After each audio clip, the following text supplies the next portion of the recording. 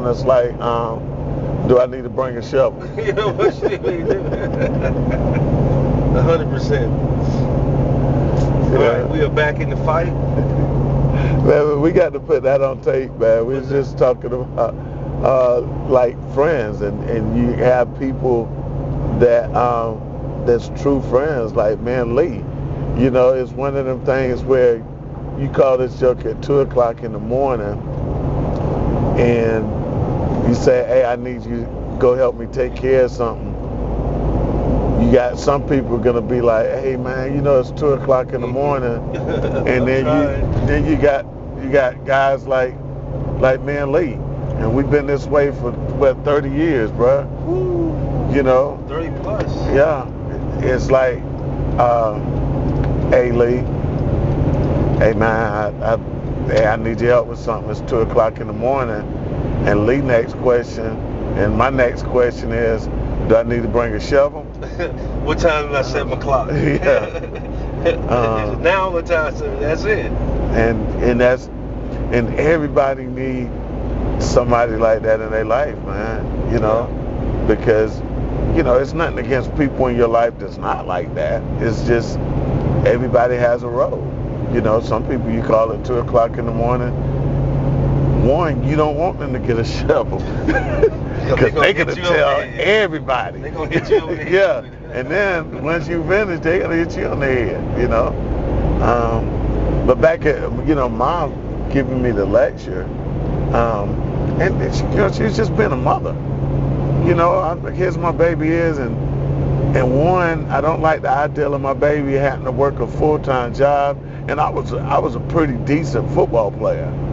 You know, he left his dream to make sure that we stay in his house to work a full-time job, and he left his dream of playing football alone to work a full-time job, and now so you look, so once again, my life was at this point where let's go back to May of 2003. I mean, May of 1993. 1983. Oh, yeah, I'm sorry. Years, right? Yeah, 1983. 1983. So I take the ASVAB test, score pretty well on it. Recruiter comes, you got to wait till you're senior, but I'm in a rush. I'm like, hey man, I really want to join the Army. So the Army Reserve recruiter comes around and he said, hey look, you can join the reserves now. And I said, but I'm not going to drop out of school. He was like, no, you go to basic training this summer, come back and finish high school, and then next year you go to AIT, Advanced Individual Training. So I said, okay. So now I leave, go to basic training, and I tell my job, like, hey, I joined the reserve, and everybody all excited. Oh, this guy joined the reserves. But he's still coming back, so they help my job. So I come back, and when I come back, you're a soldier now. I'm a soldier, but not only that, I'm 17 years old. Yeah, you're older now. But the job I'm working in, you're not supposed to work there unless you're 18 or above. But mind you, I've been there for a year. Yeah. So Miss Flowers, she comes and she said, Melvin, I thought you graduated. I said, no ma'am. I said, I still got another year of school. She said, if you don't mind me asking, how old are you? I said, I'm 17. She said, oh my God, I'm going to lose my job. I was like, why? She said, because you have to be 18 to work here. She said, well, let me go to my boss. She went to her boss, and her boss said, hey, now mind you, I'm working at 16 years old, but I'm considered, and some people may call this boastful, but this is just my work habits. If anybody see this work there, they'll tell you, I was one of the best orderlies there. I was that guy. I was that dude, man. It was like, hey, you know what? Melvin gets it done. We like when, I work 32 hours a week. And I got it done. And so everybody there was like, hey, well, what do we got to do to keep him? They said if he get a work permit, he can continue to work here. Mm-hmm. So now I get a work permit because I'm still only 17 years old. And so now we go back to the Army. So now when I get to Fort Ord, California in 1986. Different experience with leadership, right? Yes. Okay. So I get there, and like I said, I'm a truck driver in an artillery unit. And I tried that one time. I told one of the greatest leaders I ever met was Sergeant Curtis Speed. I told him, I said, hey, I'm not artillery, I'm a truck driver. And he said, Bigfoot soldier. He was from Arkansas. He said, Bigfoot soldier, you're going to be whatever I tell you you're going to be. That's right, you're a soldier. And so I didn't, my first year in the Army, I didn't even drive a truck. I was a co-driver with a Sergeant Samuela, Vietnam vet, who threw one soldier out of one in a wall locker because the soldier didn't clean his room. So he said, you don't want to clean your wall locker? You live in your wall locker, soldier. So he put the soldier in the wall locker and pushed the wall locker down the steps. And that's throwback. Oh yeah, so you can't do that in leadership now. You can't do that now, but yeah. Don't recommend that. Sergeant Samuel said, come here, soldier, come here, private. This Samuel's truck, this best truck in fleet. You mess truck up, I mess you up. You look at Samuel, wait, Samuel take care of truck, that's where you take care of truck. And until Sergeant, and back in the day, it was normal for people to retire as E5s. Correct. And so when Sergeant Samuel retired, he said, I think you're ready for Service 41. That was a truck number. I think you're ready for Service 41. It's your truck now.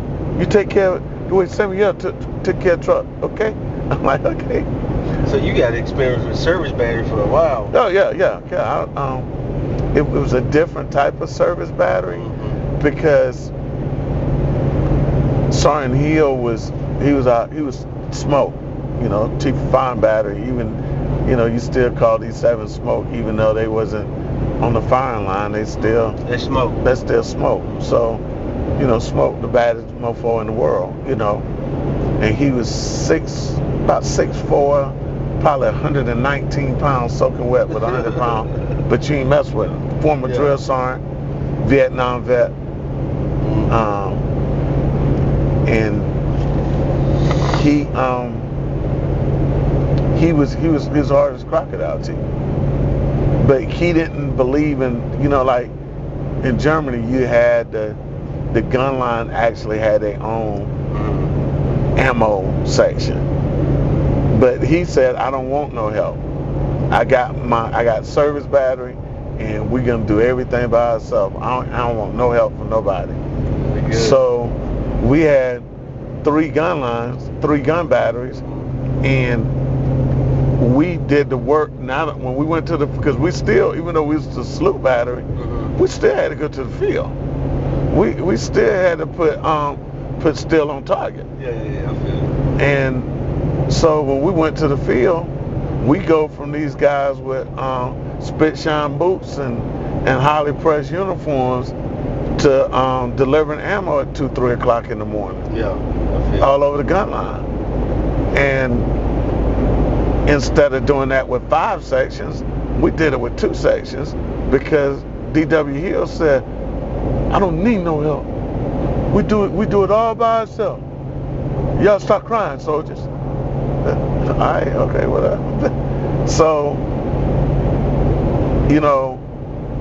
by me always in my life having a situation where I'm catapulted to the next level because work ethic. Jumping in with both feet. Yeah, and like you was talking about leadership, I was like, man, I wonder what type of person I would have been. And Sergeant Hill and Sergeant Speed and Sergeant Pointer, they were super leaders, but they weren't the type of leadership you had. The type of leadership I had is like, hey, go over there and trial and error. Yeah. Hey, you go over there and load that cannon. I don't know how. Well, you sit over there and you learn how. So let's label that. Let's label that pressure leadership. Yeah, that sounds good. Right? And trial and error, pressure, because there's a lot of pressure on the individual learning in that environment. It's pressure. And so you had pressure leadership in your life. Oh, yeah. That's what you were experiencing. My experience was sometimes pressure, sometimes not. And it taught me to research so I can minimize the pressure when I ran into that. For you, and then you have to say for you, but from my observation, for you just got in there and just learned as fast as you could, the best you could, and just dealt with the pressure. Right? And just like on my job now, what I tell people, I can't learn by reading. Mm-hmm. I can't learn by instruction. Because you remember in leadership, we used to do this thing, they said, in modern leadership, and I mean in modern training, because before it was just like, hey, everybody, you train everybody the same way. But in modern training, you learn that people learn in different manners. Correct. Some people learn by doing, some people learn by reading, and some people learn by, instructions. And I learned at an early age, if you try and show me how to do something, I'm not going to learn it. I got to do it.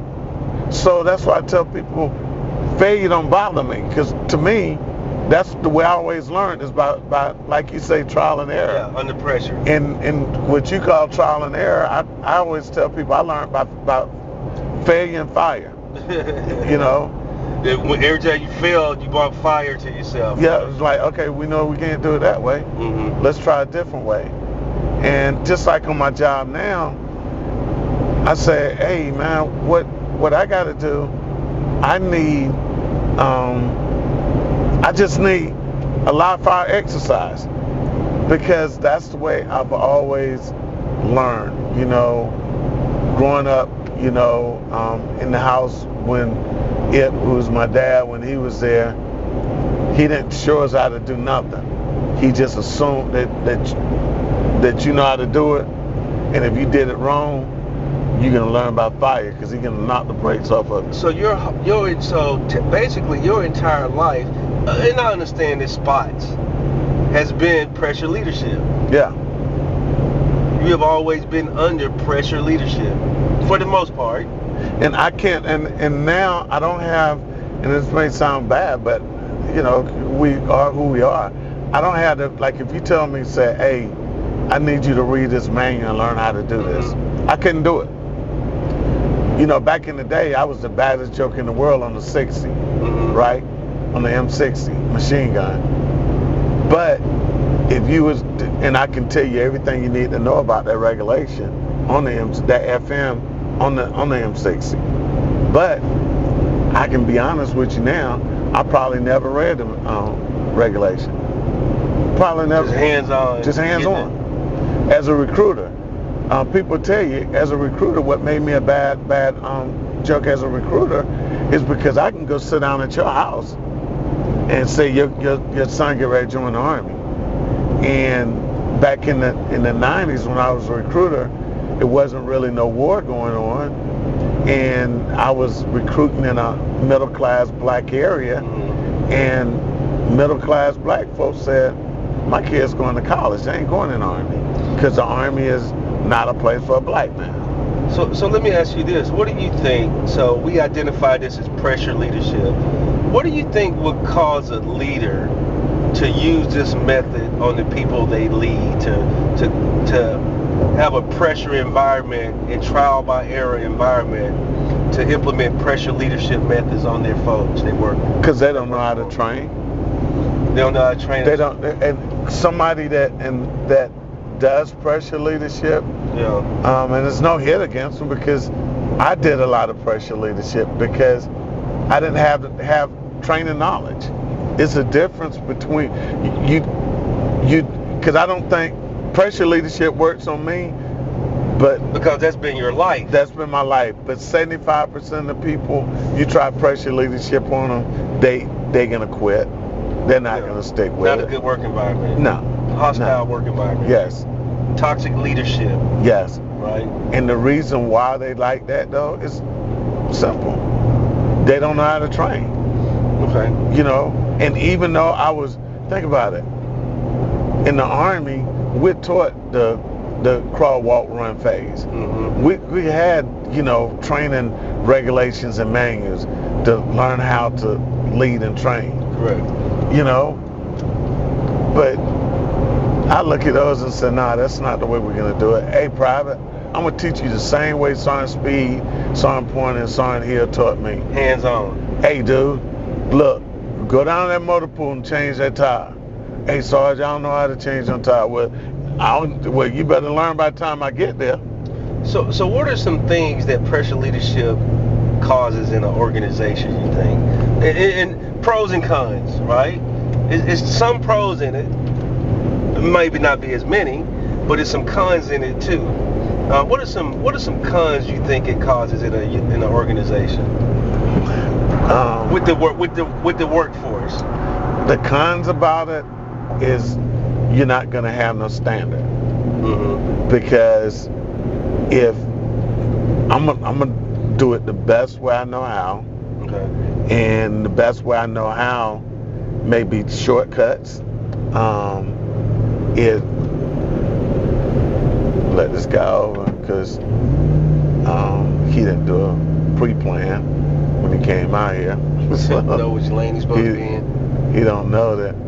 Okay, flash the lights, but I gotta go. I think he's saying thank you. Yeah, he's saying that's thank you. That's universal, right? Yeah.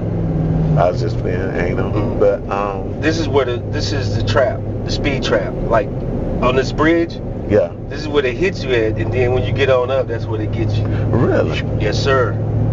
These bridges right here, this one and the other one, and then they get you on. They come out, and they got you in the curve. Cause see, usually Remember whenever I'm going home mm-hmm. to North Carolina, this is the way I come. Yeah. You know. Remember that. But I never had that problem because when I'm here, I'm always slowing down. Yeah. You know. But that pressure leadership, that was just a little. Yeah. Oh. So the things that it causes in a unit, you say that it takes away structure and uniformity because if predictability, right? No. Okay. If I have somebody who has training standards. Okay. And so the guideline said, okay, this is the way you train somebody to fix a widget. Correct. You do step A, B, C, and D. Correct. Right? So now everybody that comes in is going to do A, B, C, and D. So now when that widget breaks, you know, you can go back and say the reason why it broke is because they didn't do step B. Risk analysis. Yes. So now you just go back and say, okay, only thing we got to do is go back and you just got to do step B, and then it's going to continue to work right. Well, root cause analysis. That's what I meant to say. So now you turn that around. But Melvin, I'm looking at the employee now. So the employee coming into that system, they have predictability when they come to work. Right? Because it's a certain way things are supposed to be done. Yes. So they can predict their work day. They can predict their environment because they've been taught this certain way. What you're saying is that structure is not there. So work is unpredictable. Yeah. Okay. Because now you say, well, okay, you do it the way that I was trained mm-hmm. from day one. You say, well, hey, look, go down there and put that widget together. Correct. And you said, well, I don't know how to put widgets together. Well, hey, I tell you what, either you're going to put that widget together or you're going to have a job tomorrow. Pressure leadership. I got to revert back to this, Lee. Let's go back to pressure leadership again. I'm at the hospital. I get married, struggling, because here I am, 19 years old, a wife, a kid, an apartment, didn't want to stay home with mom, so I ended up moving out, So, but I always wanted to be a truck driver. I'm in the reserves, but I always wanted to be a truck driver. So this doctor told me one day, because what I was doing, I was working 11 to 7 shift, getting up in the morning, going to work at ready labor, you know, in the day. Like sometimes I worked at a donut shop, man, you know, because I get off at 7 at the donut shop at 7:30 or some other type of ready labor. So this doctor told me one night, we sitting down talking, and he was like, I've known this doctor since I've been there for like 3 years. And he was like, so Mel, like, when are you going to start college? I said, oh, Doc, I changed my mind about college. I said, because what I want to do, I said, I really want to be a truck driver. And he said, so you working at a hospital and you want to be a truck driver? I was like, yes, sir. And he said, so maybe you need to be around trucks. That's what you want to do? That makes sense. So I went out, found me a job working at a warehouse making, because then I'm making $16 an hour. This was in 1985, so, you know, I'm doing pretty decent. You balling out of control. Oh, yeah. So I took a job making $10 an hour working at a warehouse just so I could be around trucks. So anyhow, I did that. Education, that's the price of education. Yeah. Did that for a couple of months, and the place next door was a concrete trucking company. So this one guy who used to come in every day, he said, hey, what you need to do, go get your permit, and I help you learn how to drive trucks. And he just showed me the basics. Go next door with my permit. I tell the guy over there, I said, yeah, I want to apply for a job as a truck driver. He said, do you have a chauffeur's license? I said, I don't have a license, but I have a permit. And he said, well, okay. He said, well, we'll help you. You can go take the driving test, and then you get your license, and I'll put you in a truck. So, okay. So now I quit my job at the warehouse. Mind you, I got a kid. Okay? You got a mouth to feed. I got a mouth to feed and a wife and all that stuff. I'm grown, and I'm 19 years old. Pressure leadership. Oh, yeah. So I go there, and he put me in the truck with this guy, and we drive out to the quarry. He said, I'm going to drive out there, and you drive back. I never in my life drove a tractor trailer on any type of road. Yes. Never. An army truck, a service truck, nothing. Pressure leadership in a pressure situation. Yes. Okay. That's we that. leave the quarry. I can't even get this truck in gear. And the guy, he said, pull over. Think about it, he stuttered too, so he said, hey, pull over. And I pulled over, and he was like, look at me, man. He said, have you ever drove a truck before? I said, nope. He said, okay, this next trip, just watch me, watch how I do it, and da-da-da-da, right? He drove back to the yard, dumped that dirt. We go back, and I'm watching the whole time. And we do this because we did 6 trips that day. On the 6th trip, he said, okay, it's on you. So I did it. We go back. So the next day, Horace was like, hey, you ready to go get your license tomorrow? I said, okay. Now mind you, I only had 1 day of driving the truck. 1 day. Not 1 week, not 6 weeks. 1 day of driving a truck. I go to the driver's license place, and I take the test, take the road test, and you had to do, back then, you had to do an emergency stop. No, I know what happened. I go there, the truck we had, because this, you know, it only had a driver's seat. It didn't have a passenger seat. So what they did, they put a regular desk chair. Are we coming back the same way? I don't know. We could come back this way, back 985. Yeah, if we do this way, I want to take you somewhere. Okay, cool. We'll You know where you are? Down the street from your dad's Like house. a mile, not even a mile. Because I think you turn like back there. Oh, okay. I thought it was up here. Yeah. Or I can turn right there coming back. 100%. Okay, go ahead. So, they needed this right here. Bad. That light. This is a death trap without the light. Dude, you know how many times I've been through here? Mm-hmm. You know, yeah. But anyhow, I grew up here. This is home. Since you got off the exit, when you got off 80, 185 and you turn on White House Road, would you know it as 29? Yeah. All that. This is like growing up. Snotty nose and everything. Wow. Yeah. But so let's say you're giving that experience of getting your license in a tractor trailer in a day. Let's say within 48 hours.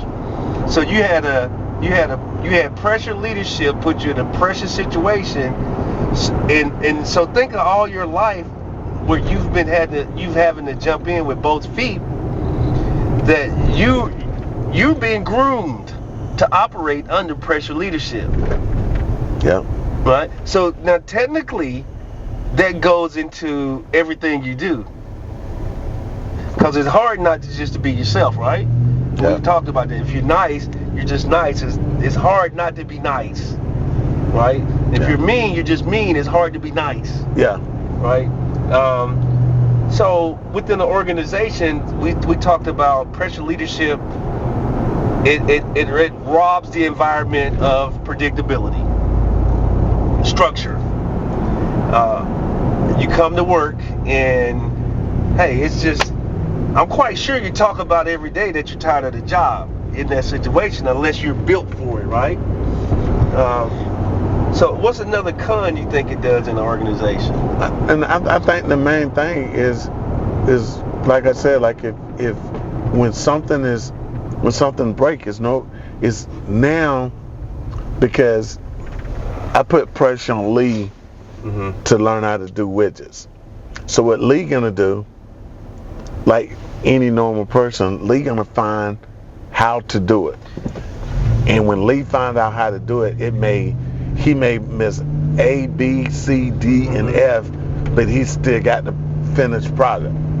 So now when it's broke, I don't know where to start to fix it. So Melvin, so think about what you just said. So instead of solving the problem, we point the finger of blame under pressure leadership. Yeah. So guess what? This is not the root cause of the issue, it's the person. So how do we fix it? We get rid of the person. But you didn't let me tell you the pros on pressure leadership. Well, we're going to get to that. Okay. That was just the next segment. But that's because we got to identify this, because we want folks to, hey man, what type of leadership am I growing and nurturing in my organization? Right? So okay, let's go to the pro. What's some pros of? Oh, the pros is, you know what type of leaders you build though? You build an organization if everybody was, because you're gonna weed out the good stuff from the junk. So people who was made by pressure is just like diamonds, baby. Just like diamonds.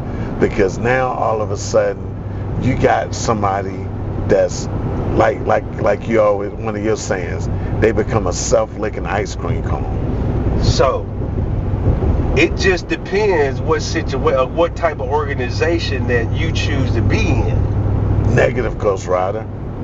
No, what I'm asking now, I'm asking this question. So, like, say, if it's a pressure leadership organization, when you get ready to apply for that job, either you know it's one or you discover it's one. So that type of organization just might not be there for you. Like, say, the military, right? It's not all pressure leadership, but certain organizations, you got to go through the pressure, like special forces. Yes.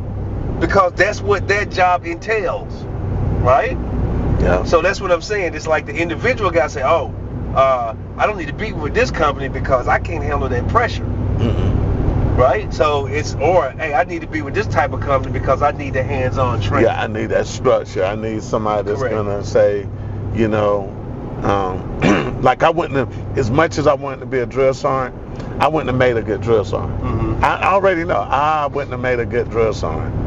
I wouldn't have made a good instructor. Because it calls for patience.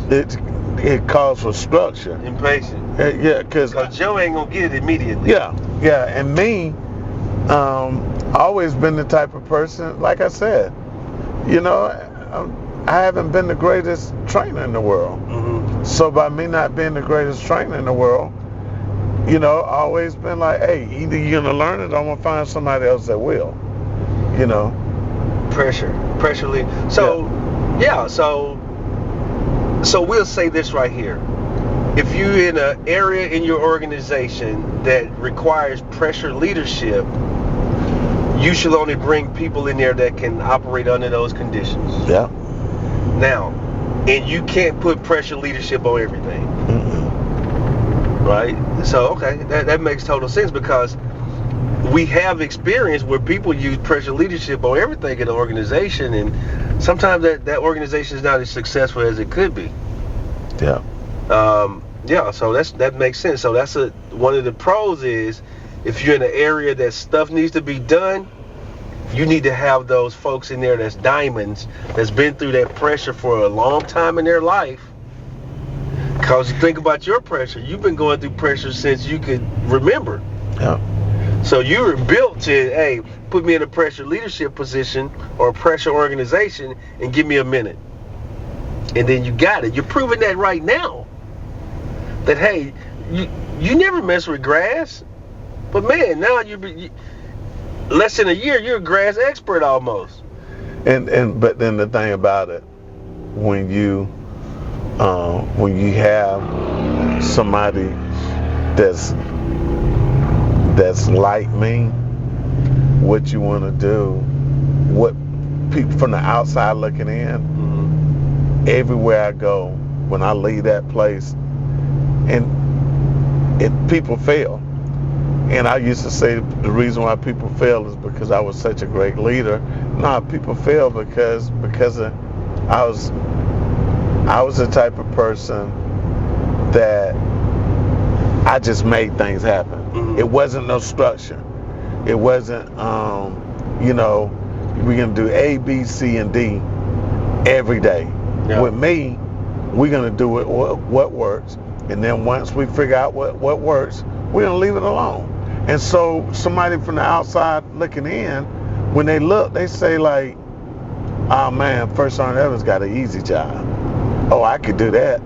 And then when they get there, it was never no structure. It was just people did it because First Sergeant said, this is the way we're going to do it. And if you look for the SOP say do it this way, this way, this way. But if you try and do it this way, this way, this way, it ain't gonna work. And mostly, it's like you, for instance. Like, that's where we different at. You're very structured. You very dressed. Like when I came to 377, everything was already laid out. This is the way we're gonna do business and da-da-da-da. You know, and I was all right, but I wasn't good because everything was so structured. When I went to 4-1, I became a superstar because of the simple fact, it wasn't no structure. Yeah, right. When I went there, you had a bunch of yahoos that was just doing whatever they wanted to do, and they just needed pressure leadership, you know. And when I went there, it was like, hey, y'all doing what? No, this is the way we're gonna do business from now, you know. And all of a sudden, first platoon became what it was supposed to be, number one. You know, you first platoon, you're supposed to be the best platoon. Correct. You know. Because it's number one. It's number one. You can't have the title number one and you number two. Yeah, you operated number 10. Yeah. So, but then like when I got to 377, everything was so structured. Everything was so laid back.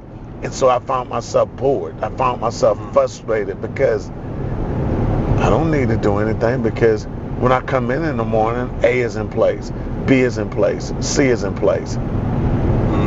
But then when I go to 4-1, when I come in, C is up front, D is in the middle, A is, nobody ain't seen A in 3 days, you know.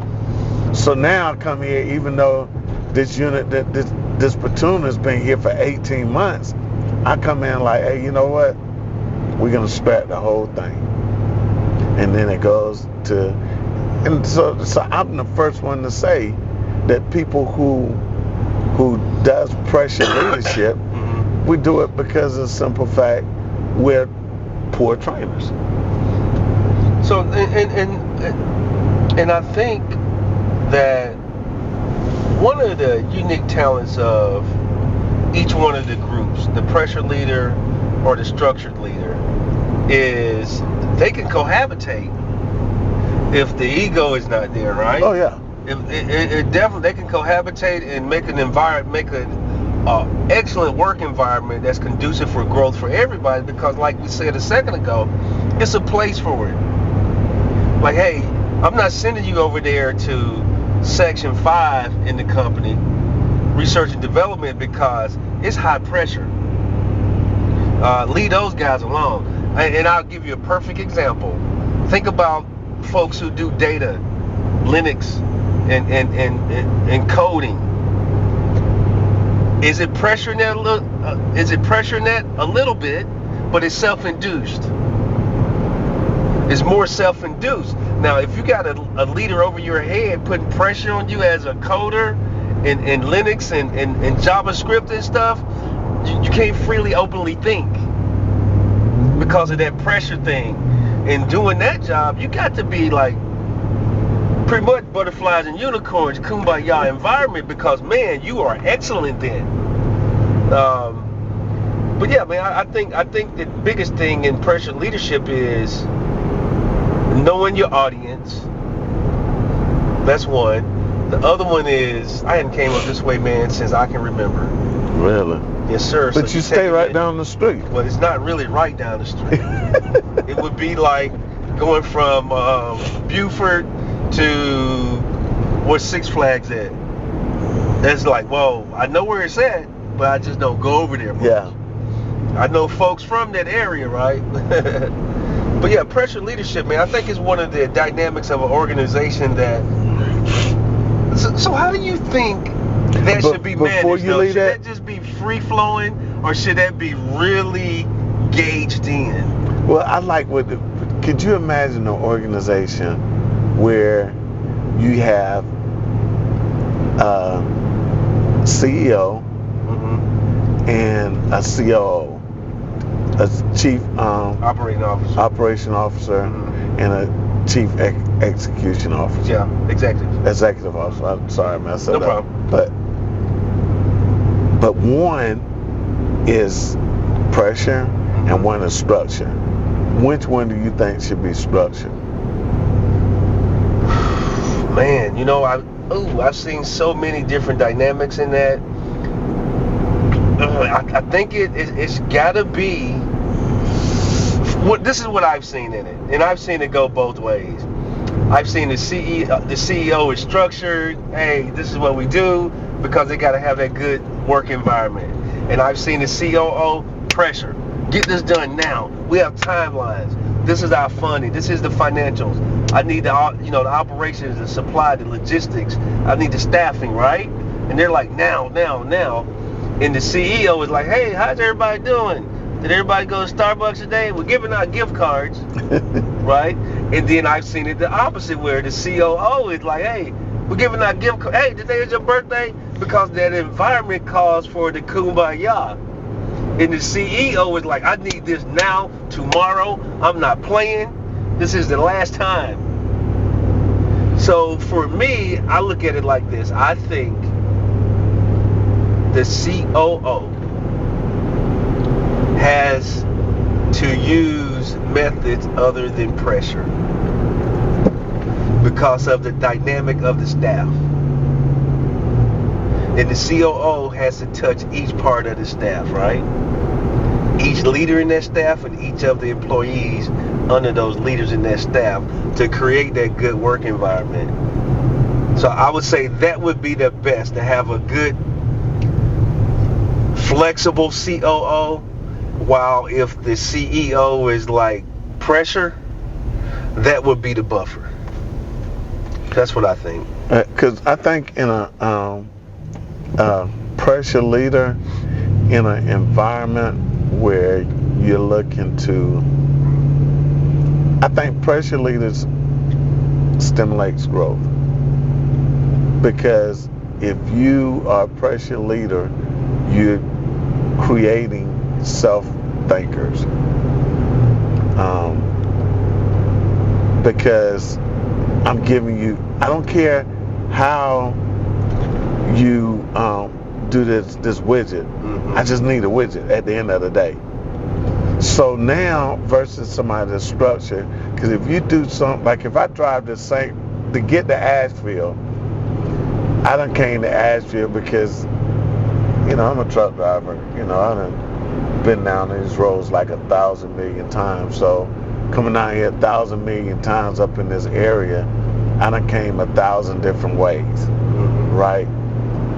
So one thing it does, by me coming 1,000 different ways, it keeps me attentive. Okay. But if I came the same way every day, did the same route every day, eventually this route's gonna get boring and I'm never gonna grow from this route. But by me going different ways, say if it's an accident on this road, I've learned a different way to go to get around that accident.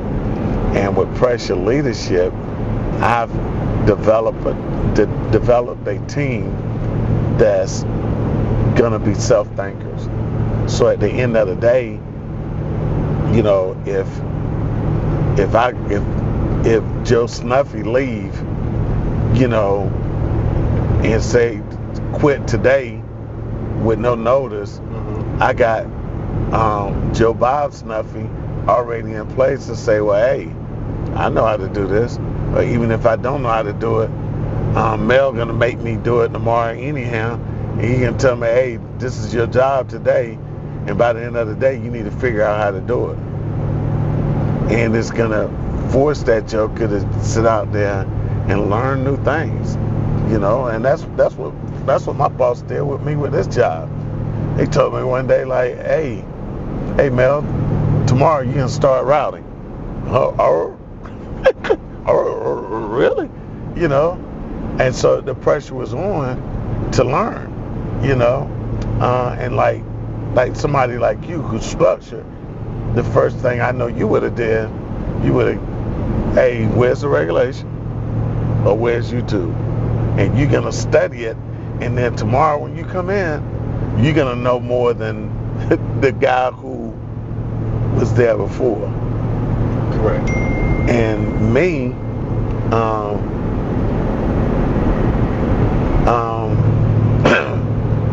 with me, nah, you know, I'm gonna come in there, and if somebody say you got to do this, I'm gonna just like, okay, give it to me, and I'm gonna make a mistake, and when somebody gonna say like, hey, you know, you broke this, okay. And usually, and that's what we're discussing, the pros and cons of pressure leadership, right? And usually, folks under pressure leadership, one of the things they do, they learn what they need to know. Anything outside, they take down. No, I don't need to know that now. Yeah. But when the time comes, I'll learn it. Right? Yeah. Like, or I'll that discover is so true. Or I'll discover it while I'm doing this. Oh man, I can do that. Right? That's what pressure leadership causes, right? Hey, and when somebody training you, you almost just block them out because you're like, do I need to know this now? Correct. That is 100% correct. God, that is so true. Yeah, they learn they what they need to know, and sometimes that could be perfect for the environment. Know what you need to know because that's how everybody operates. Everybody works their lane. Everybody does this. Perfect. There's nothing wrong with that. If the organization operates better like that, that's fine. And yes, that will help individuals grow on those things. But what does it do to the organization if, like, say, everybody knows this, they like to change management? Guess what? We just got 5 more businesses that we got to expand. Okay. Well, who do we have that can do it? Well, everybody knows how to put this plug into that plug. So we need new pluggers. Teach these new pluggers exactly what you do. And we'll just mimic that in the next what these other 5 organizations we just got. The pluggers, right? And there's nothing wrong with that if that's how the organization operates. And with the pressure leadership, let's ask this. We've said the pros and the cons. What has pressure leadership done to you as a person, you think? Let me grab this.